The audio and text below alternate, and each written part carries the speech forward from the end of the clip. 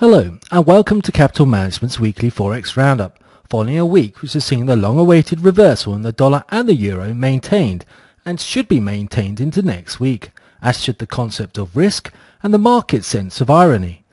We have seen such a series of shocks now that one of the major criteria for risk on, besides a willingness to raise interest rates, is that the currency simply is not risk off. Shocks such as the Middle Eastern instability, earthquake, central bank intervention, US government shutdown, or the expected commodity fallout. And the next on the list was going to be, yes, a fallout in the European debt rescue.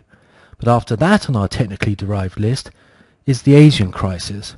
But don't ask me why. We have long argued that it would be the fall in the commodity prices that would enable the dollar to join the risk train, as the perceived possibility of lower inflation and released QE commodity dollars would help spur economic growth, particularly in the US. While the reasons for a strong dollar currently all appear to be negative, and the link this week between gold and the dollar should remain inverted, as both rally as safe havens. The irony is that the guide to dollar sentiment, Dixie, or the anti-euro index, should also now spur an even greater dollar rally, more due to euro weakness than dollar strength. Following the spike of our long-awaited 73.28 equals A target, we remain bullish for a break of the downtrend line at 77 now to maintain an analogy that calls for 81.40 en route to the 88 region. This again supports the 2009 euro analogy that projected an aggressive spike above 146 but below 151.40 before an even more aggressive downtrend to 117 by year end. An irony, though, is that the decline so far is tracking that in 2010, projecting 135.40 by May the 30th, rather than the decline in 2009, which would actually allow for another week's consolidation before a larger decline. Euro Swiss is also following a powerful analogy that leaves the 124 low wide open this week, supporting the idea of continued euro crisis in a sharp decline towards 119.50, possibly 118.25. Although this will slow dollar Swiss's reversal, the power of the dollar resurgence should see dollar Swiss eventually break 89.50 to accelerate the new uptrend.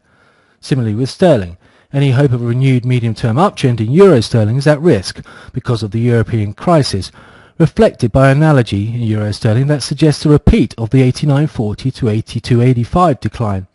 This may well support cable above 161 for much of the week, but still ultimately prove bearish. The same question of corrective consolidation versus trend faces dollar Canada as we wait for a break of 98 to accelerate the reversal beyond 99.70 and prevent more consolidation first. And if that wasn't bad enough, we have to handle the perverse risk of gold strength helping the Aussie to new highs before a loss of 105 encourages a very aggressive reversal.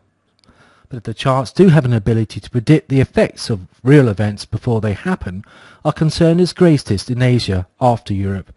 Yes, dollar yen should maintain its recovery from below 80 and beyond the 85.50 high. But what is out there that could possibly suggest weakness in euro yen this week should be limited before a new uptrend emerges? What is out there that could possibly suggest the dollar is in a major new uptrend purely because it's one of the few currencies that is not risk off? Well, to find out more about these moves as they happen throughout the week, join us on marketvisiontv.com while there is still open access for another 2 weeks, or follow me, Ed Matz, on Twitter. Good luck, and of course, have a great week.